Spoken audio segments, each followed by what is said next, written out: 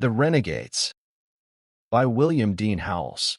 Simon Girty, who tried so hard to save Kenton's life at Wapatimica, was the most notorious of those white renegades who abounded in the Ohio country during the Indian Wars. The life of the border was often such as to make men desperate and cruel, and the life of the wilderness had a fascination which their fierce natures could hardly resist. Kenton himself, as we have seen, might perhaps have willingly remained with the Indians if they had wished him to be one of them, though he was at heart too kindly and loyal ever to have become the enemy of his own people. And if he had been adopted into an Indian family, he would probably have been such an Indian as Smith was. But in the sort of backwoods man he had been, there was such stuff as renegades were made of. Like him, these desperados had mostly fled from the settlements after some violent deed, and could not have gone back to their homes there if they would.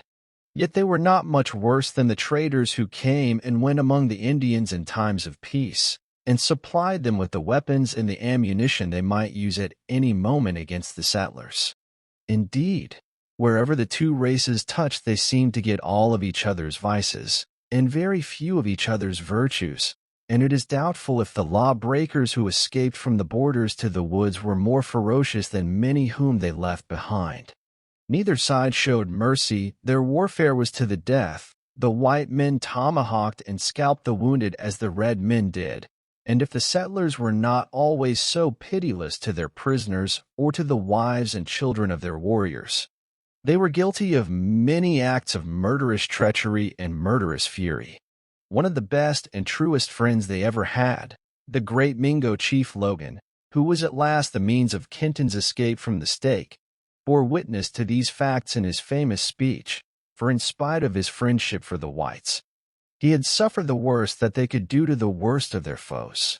When such white men as butchered Logan's kindred sided with the Indians, they only changed their cause. Their savage natures remained unchanged, but very few of these, even, seem to have been so far trusted in their fear and hate for their own people as to be taken by the Indians in their forays against the whites.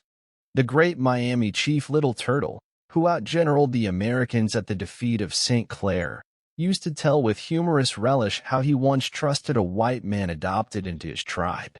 This white man was very eager to go with him on a raid into Kentucky, and when they were stealing upon the cabin they were going to attack, nothing could restrain his desire to be foremost.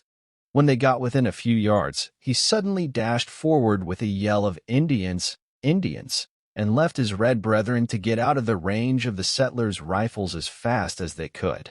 But Simon Girty led many of the savage attacks, and showed himself the relentless enemy of the American cause at every chance, though more than once he used his power with the Indians to save prisoners from torture and death. He was born in Pennsylvania, and he was captured with his brothers, George and James, during Braddock's campaign. They were all taken to Ohio, where George was adopted by the Delawares, James by the Shawnees, and Simon by the Senecas. George died a drunken savage. James became the terror of the Kentucky border, and infamous throughout the West by his cruelty to the women among the Indians' captives. He seems to have been without one touch of pity for the fate of any of their prisoners, and his cruelties were often charged upon Simon, who had enough of his own to answer for. Yet he seems to have been the best as well as the ablest of the three brothers whose name is the blackest in Ohio history.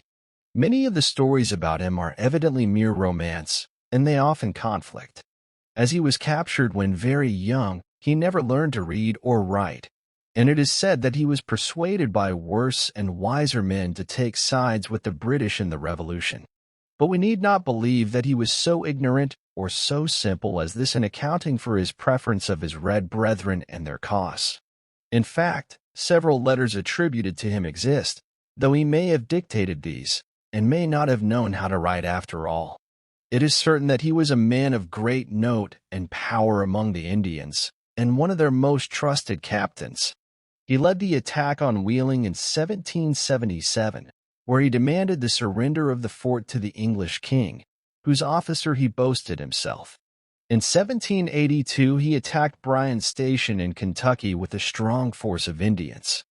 but met with such a gallant resistance that he attempted to bring the garrison to terms by telling them who he was and threatening them with the reinforcements and the cannon which he said he expected hourly. He promised that all their lives should be spared if they yielded. But while he waited with the white flag in his hand on the stump where he stood to harangue them, a young man answered him from the fort. "You need not be so particular to tell us your name. We know your name, and you, too. I've had a villainous, untrustworthy cur-dog this long while named Simon Gertie, in compliment to you. He's so like you, just as ugly and just as wicked. As to the cannon, let them come on, the country's aroused, and the scalps of your red cutthroats, and your own too, will be drying in our cabins in 24 hours. And if, by chance, you or your allies do get into the fort, we've a big store of rods laid in to scourge you out again." The Indians retreated, but Gertie glutted his revenge for the failure and the insult in many a fight afterwards with the Americans and in many a scene of torture and death. The Kentuckians now followed his force to the Blue Licks, where the Indians ambushed them and beat them back with fearful slaughter. Gertie remained with the savages and took part in the war which they carried on against our people long after our peace with the British. He was at the terrible defeat of St. Clair in 1791, and he had been present at the burning of Colonel Crawford in 1782. By some he is said to have tried to beg and to buy their prisoner off from the Wyandots, and by others to have taken part in mocking his agonies, if not in torturing him.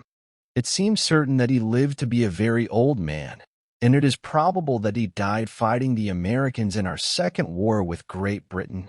But the twilight of the forest rests upon most of the details of his history and the traits of his character. The truth about him seems to be that he had really become a savage, and it would not be strange if he felt all the ferocity of a savage, together with the rare and capricious emotions of pity and generosity which are apt to visit the savage heart. There have always been good Indians and bad Indians, and Simon Gertie was simply a bad Indian. The end.